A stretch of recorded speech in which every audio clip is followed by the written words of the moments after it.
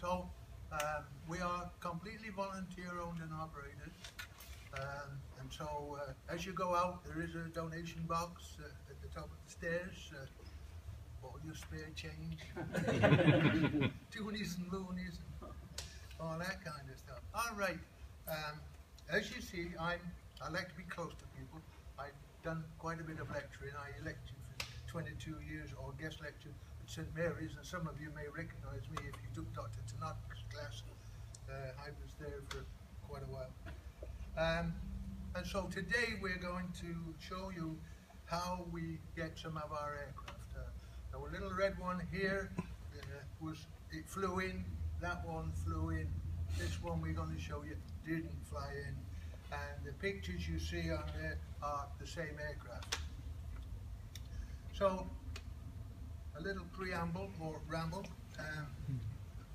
The TBM was a Navy torpedo bomber, and you'll see TB stands for torpedo bomber, and the M stands for General Motors. They changed their car production plant into aircraft production, and because they wanted to build the aircraft in its flying position, they had to raise up the center of the roof 5 feet so the tail could go through down the assembly line. Very sturdy aircraft, and after the war, a lot of them were put into service, first of all for spray planes, the spruce budworm, and then firefighting. This is the Juniper airstrip, and the aircraft itself was off here somewhere, and if you look very carefully, there's an aircraft right there. It's turning round, and it's just landed, and it's turning around to come back. So our aircraft was brand new to the system, and it was its first flight, and because it was a spray plane, they filled it full of water, and they wanted to calibrate the jets, the spray jets. And unfortunately, as it took off, just got its wheels off the ground, the engine went, and everybody looked, but it picked up all right, but a mile down the turf, it quit. And the pilot had no option but to do a wheels up landing. But fortunately for us, he chose a very good spot, all full of alders. In fact, it was called Alderdale, even though nobody lives there. And he put it down in the alders. There was one tree stuck up, and as he hit that, he swung round, and every time the right wing came by, it chopped a piece off of it. So by the time it landed, and you can see it's very close to the St. John River, or one of its tributaries. And the propeller, as you see, and there's a guy there with a canoe looking it over. So there it is, a poor little thing, unloved. They took everything out that they wanted. This is the pilot. He wasn't hurt. You can see the tape on his helmet where he cracked it with the and so there it lay. So we were looking for an Avenger, and we had dibs on one in one urban property, and we were waiting for them to build a woods road into it. Unfortunately, by the time we got there, somebody had been with ATVs, chopped it all up into little pieces, and took it out. So we always knew this one was here, but you see, it's 1,000 feet from the nearest woods road. But we were determined that we were going to get it. So we got permission from the J.D. Irving, because it was on one of their seedling farms, to go in and take it out. It was in pretty tatty condition. The rudder is fabric covered. When we go and look at the aircraft, I would ask you not to tap stuff, because it's not all metal. Some of it's very brittle canvas. And the bird nest in there. So we put it grouped together. Let's go get an aircraft. And that's me right there. Hiding. Now they were very worried about me, a city boy, getting lost. And so they put tape every 15 feet. But it didn't matter, because they had to come out and get me, because they have a guard room and everything's fenced in, you can't get in. But I wouldn't have found them. Oh, there it is, lying in, and this is end of October. October, and the leaves are all off the trees, end of October. And you can see the right wing is very dirty, it fell off, and the engine fell off too, but it was no good, you can see.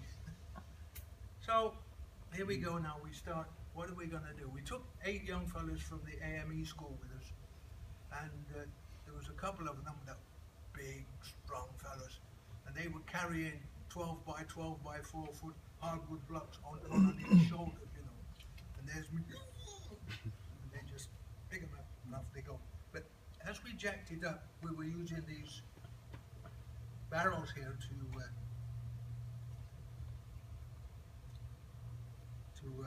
hold it up, and it got very, very rickety. So we put the wheels on it and we lowered the wheels. We had to dig holes to get the wheels down, but it was much more stable than we knew that it couldn't fall on top of us. And the mud, being so close to the river like that, as we walked around, we stirred up the mud. And another problem with us that they had cut the alders, and when you cut an alder with a chainsaw, you go jump, jump, jump, and of course you leave a point in the root, don't you? And you don't see them, and so fortunately, we're all wearing high-sided boots, so there was no ankles dug into or anything. But it was a problem. Lunch at last. The lunch came at 12 o'clock, and it was 25 to 1 before we could get the young fellows to put down the tools and come for lunch. The same at Friday night. It was almost pitch black before we could get all the tools back in the toolbox because they were so keen. Just one more, just one more. So the next day, we come and we're going to take the wing off. Now, some of you probably write maintenance manuals, and some of the famous lines is remove nut and tap out bolt, right? People like me say, yeah, right. Well, to tell you the truth, I was there. They took the nuts off. They came off without any problem after we take the split pin out. They screwed the bullet on, 3/4 pound hammer, and they came out and they still had oil.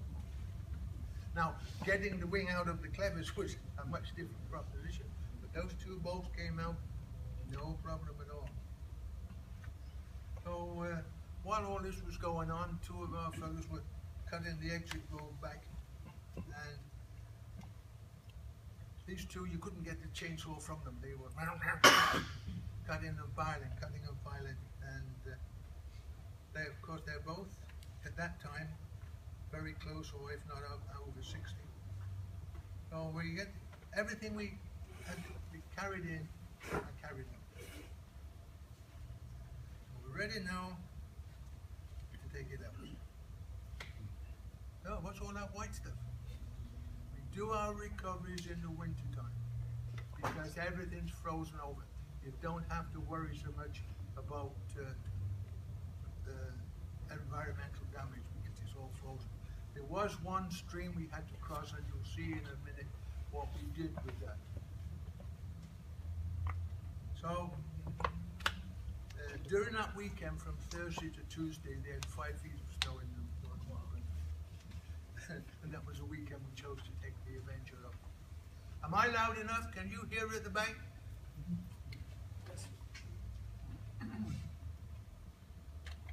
Avenger on skis. We think the first time Avenger was ever on skis, and if you look very closely, we've got everything backwards, haven't we? Huh? But this is a carrier-borne plane, and the strongest place is at the back where the tail hook is, so we towed it out backwards. And this is our little stream we cross in, and we cut off the alders, and we put the alders in, and they put ropes in first, so all they had to do afterwards was get hold of the ropes and pull them out, and all the alders came with them. The white knots are snowflakes, and you can already see that he's pushing a couple of feet of snow there as going out. So they finally get it down into Juniper, and leave it there for the winter. Come the spring, and they take the tank off. If you anybody local here and know John Christie, the dentist, well, that's him with the big pliers. And they removed the tank, they didn't want it, and we get a flatbed in, and you can't see there, but the people in New Brunswick and the truckers have been very helpful to us, and they've taken some to the States, so they had everything ready. They know how to tie everything down, and put it on the flatbed, and off we go to Fredericton. And you will see that we've got a here we go. This sign here, we had to put that on before we arrived in Fredericton. That was so that people would see that it belonged to us, and it wasn't FPL trying to put a wreck back into service.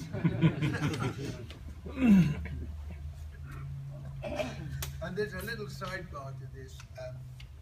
We called up and we asked them if we could bring our Avenger when we got it out. Well, the guy was new to the job, so he asked his associates, he said, "What do you think?" They said, "Look, it's so far in the woods, they'll never get it out. Don't worry about it." So he said, "Yeah, okay." Come the spring, we're banging on his door. Where do we put it? We took the left wing out too. And then we start gathering parts. There's engines all over the place. So we start gathering engines and other pieces from crash sites. And the engine weighs 2,800 pounds. And Mountain Trade School, they were very helpful in providing labour. And we took engines there, and they went and got engines, and I think they had at least three engines that they took pieces from. And one Friday a month, they would get the young fellas to write out a list of parts they wanted, and then they'd go to a crash site and they'd take them off the engine. It was great to practice for them. And here's the engine looking almost complete. Now, when they built the engine up, they did build it up without piston rings. So I ask you not to try and turn the propeller because it's inhibited, but it came in very handy while we were bringing it here, and I'll show you that later. So there it is, 300 hours, all ready to go. Now, as soon as it arrives, got to put it on the aircraft. It really always amazes me that this little frail thing was made out of bits of tubing and all that engine and all that talk, but they do. Look at it there, it's gonna fall off. I know it is. So now we take the left wing, and that was the better of the two, and they take it apart, fix it, repair it, or remanufacture it, so it's almost as good as new.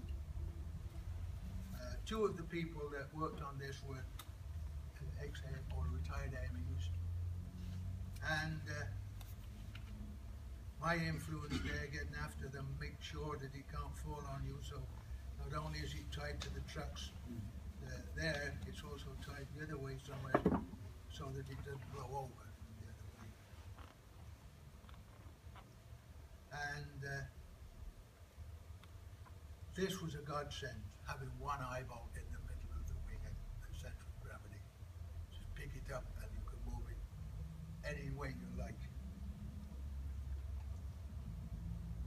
We had another crash while we were doing this, and so the right wing was in not too bad a condition, so we went and got that one and took that to Fredericton as well, and it was badly damaged but usable.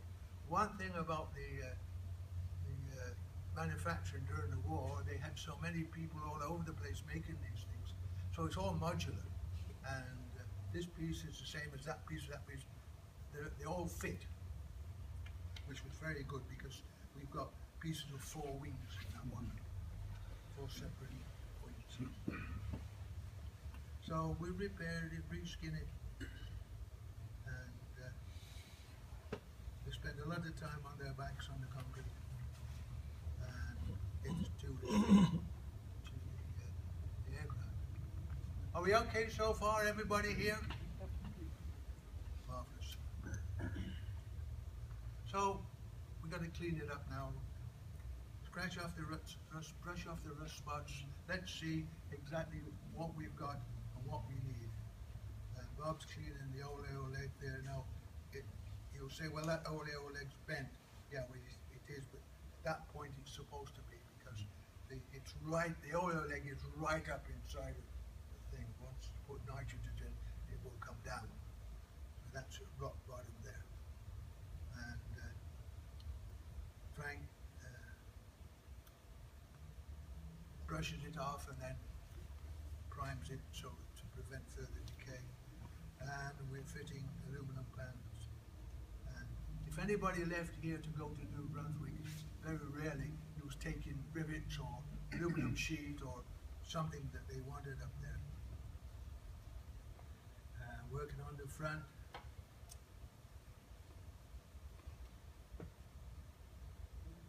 And everything fits okay. Now, cockpit. That's how it looked when we took it down. And they took it all to pieces. And Bob painted the instrument panel, and he put all the gauges back in, and finishing touches. And 8 years later, it looks like that. Yeah. From 8 years. It wasn't destroyed as such. It had been out there, and they had taken out what they wanted. Okay, so virtually there was nothing left in it, and then the alders and that had, fallen over it. So it's just in poor condition because they had taken out stuff they wanted.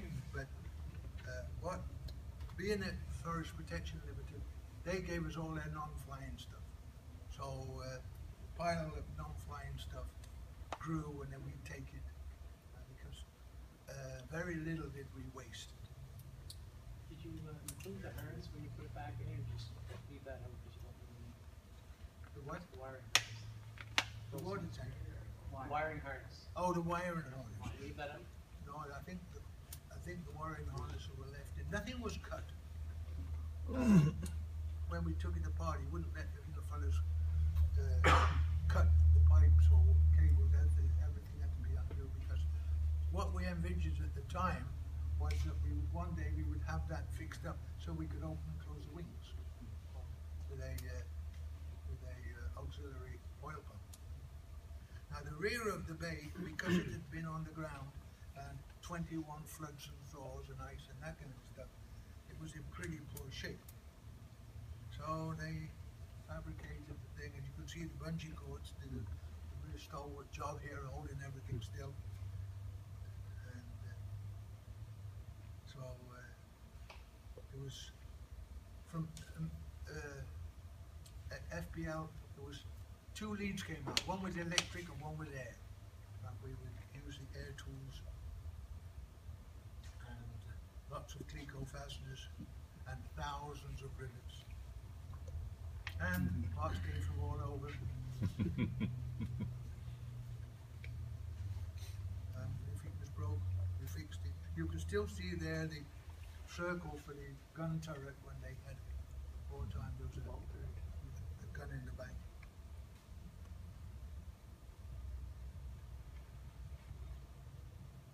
So it's starting to look better now. These 2 large pipes, they go into the bomb bay and the tank. And when you let go of your load, these feed air into the tank to let the water fall or the stuff fall. And these are the right there. That's where the air comes out, all goes in. Now we were very fortunate that TBM and the tracker were made by the same people, and the brakes and wheels are the same size. So there's a lot more tracker parts available than there are Avenger parts. And so we got Avenger, we put Avenger wheels on it, Avenger brakes, not Avenger,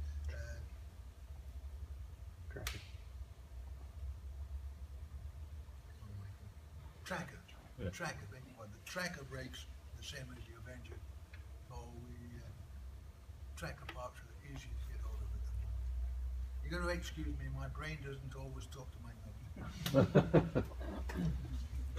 Had a young fella in Cambridge Narrows, and I guess that's quite a ways from Fredericton, and he really wanted to help.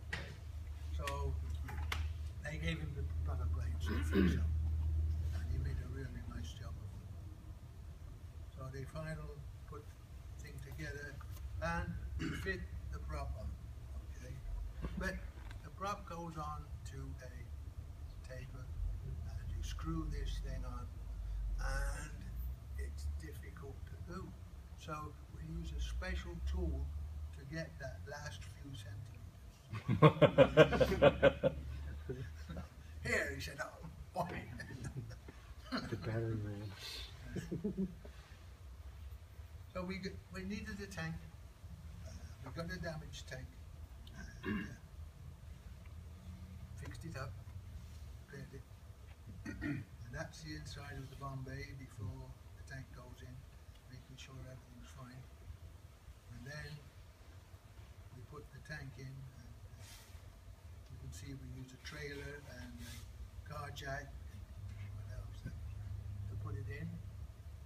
And once it's in, they build a fairing for the front.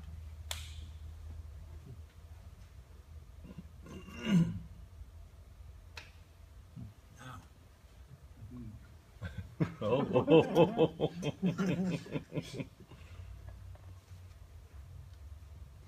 they'd kill me if they knew I called it jumping. So, next thing is, of course, that. He poses with the alien he restored. Now, during World War II, we discovered that you cannot glue fabric to metal. They lost a lot of airplanes at the beginning of the war through coming unglued and then losing control, because these are all control surfaces. And so what they do now, they stitch a piece of canvas stripe to the metal and then glue the fabric to the fabric strip. So he's got 4 stitches every centimeter. So there's over 2,500 stitches on that one piece alone. Wow. So now you've got the idea. Dope. Dope, if you know, is very aromatic. Oh, yeah. And so they put it on and they tighten it up. Then you put silver dope on, and correct me if I'm wrong, but that keeps out the UV rays. And then you have to protect the silver paint, so you put white on top of it, white dope, it's not paint, it's dope. And then finally 7 coats of yellow. Don't ask me why 11 coats. All I know is that they did. So it's makes them very strong, and then fit them to the aircraft. Now, they did this and said, "It's a good job Michael White's not here." The way they're standing on the step ladder. So they prepare the wings for painting. Now this building that they're in was a brand new building built by Forest Protection, and we were the first people to use it, and the only stipulation was we had to put plastic all over the floor so we didn't make any paint marks on the floor. So we use a special primer and then good quality automotive paint. And as soon as they've got the paint dry, they start the lettering. This young lady here owns her own business, but she did all the lettering for us for free. And I'll talk more about that in a minute. So the wing is done, loading onto a trailer. Final group picture before we send it off to Halifax. And I'm not in that one. And then going down the highway smiling. And we roll up here, they roll up here in the museum. And we begin to unload the tail surfaces first, control surfaces, and then the wing. And then after we get that right one in, That was the left one, the right one printed in. Now we're ready for the big job, the painting.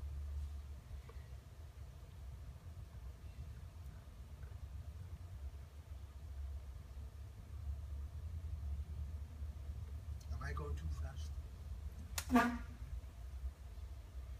Doesn't she look gorgeous?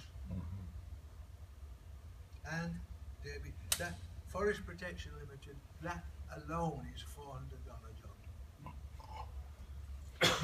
And then there's the 24 on the front.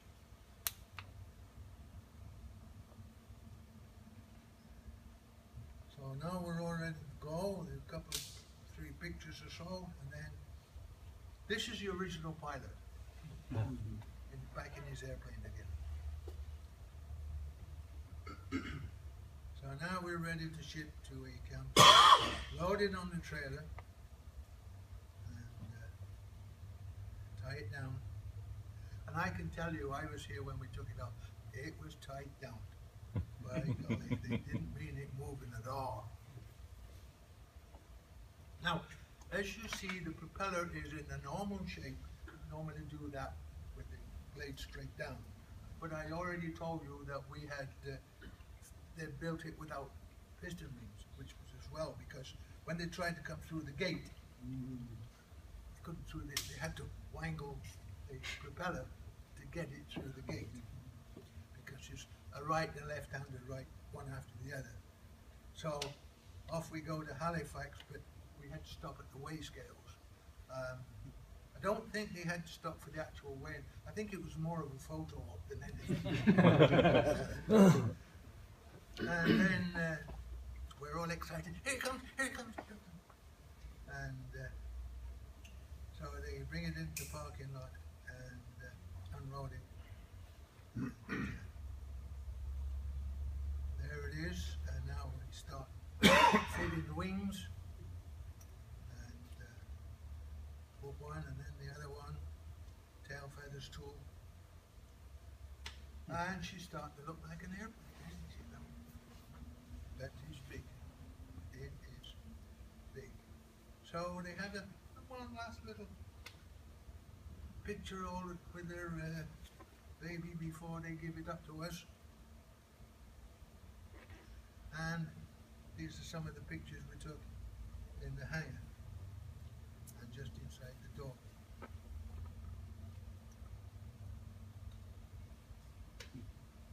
Before we go on, is there any questions? Does FPL still fly the Avengers? Does FPL still fly the Avengers? Don't think so. I think the last airworthy one went to Shearwater. They've all been replaced by air tractors now. Yes. What year did it crash? 75. So, 10,000 hours, and as you noticed on the movie, the pictures, those guys were over 60 when they started. There's at least 2 of them that are no longer with us. And, when we brought it in, and when we had the dedication here, we asked them, if you had known before you started of what you were taking on, would you have done it? And they said, we don't think so. There was 360 defined jobs. They had to locate over 200 parts, thousands and thousands of ribbons, aluminum sheet, one sheet, you know, I think 6 sheets of aluminum, and gallons and gallons of paint and plastic sheet and masking tape by the roll, and it was just a big undertaking, but it certainly worked out.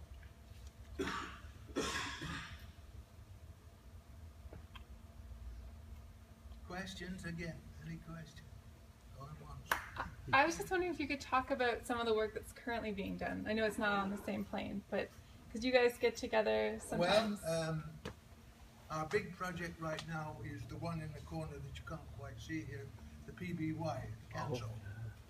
And I think 15 years ago it was a 10-year project.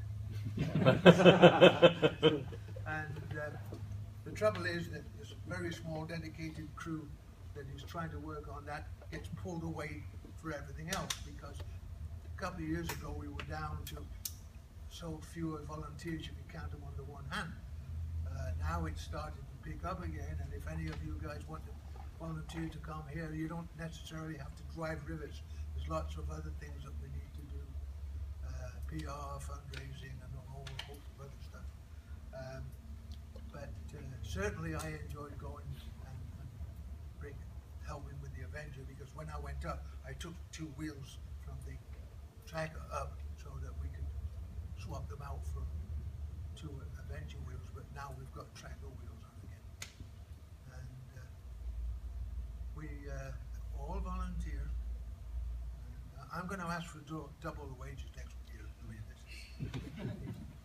but they do feed. You said there were 8 other crash sites that you got parts from. Where were these other crash sites? All over New Brunswick. There were over 8 of these things crashed. Yeah. They've lost a lot during the years. In fact, after we started going to that crash site, they lost 2 more, and you saw that's where they got the right wing from.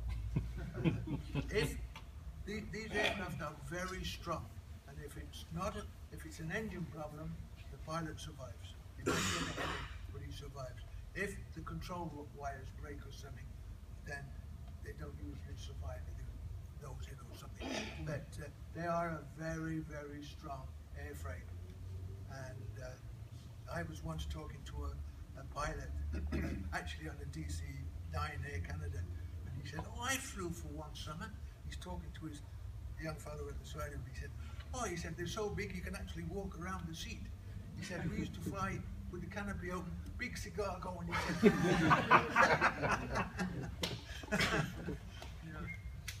And when you were robbing parts, or acquiring parts, they were from different aircraft, but oftentimes the same part doesn't fit on 2 different aircraft because it changes to the structure and things like that. Did you encounter a lot of those kind of problems? Because I noticed the door, the U.S. portion of U.S. yeah, because somebody parked their TBM. No, where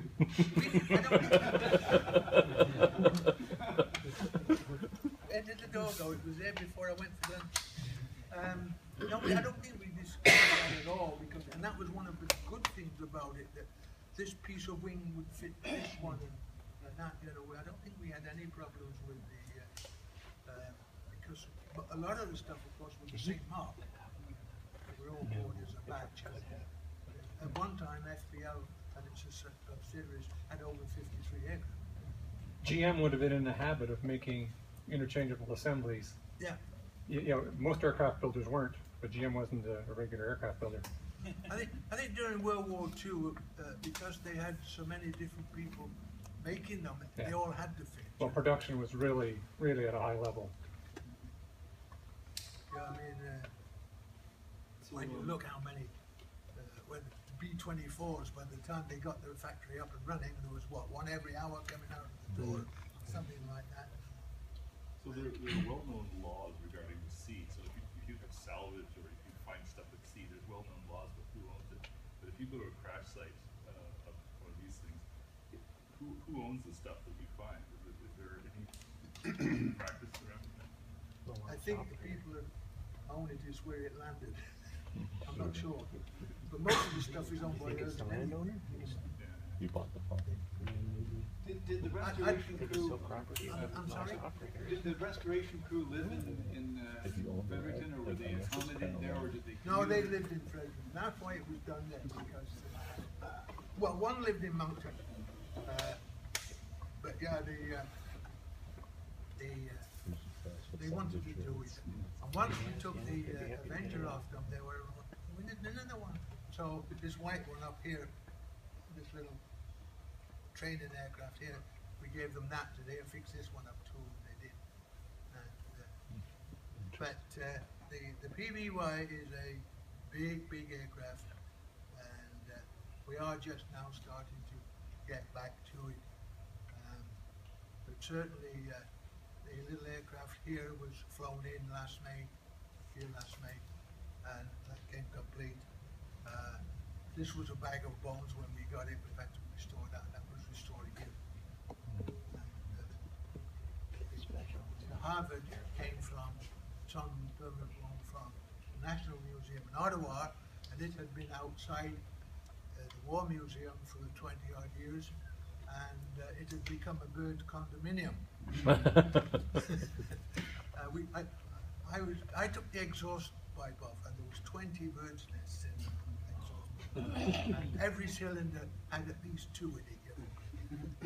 Yeah, birds' nests nest anywhere. And yeah, the fellow that did most of the restoration dug all the dug, climbed inside and sprayed everything after he cleaned it up. He'd come out, get back inside and say, Doug, for heaven's sake, don't do that. You've got to get it done. He was really a good worker in a way. He took a lot of chances. But he died a natural death. Well, that means you did a good job. What I'd like to do now is to congregate down by the Atlantic 24. You can come down and see if there's anything you want to look at. It doesn't fly, it's not meant to fly, but to look at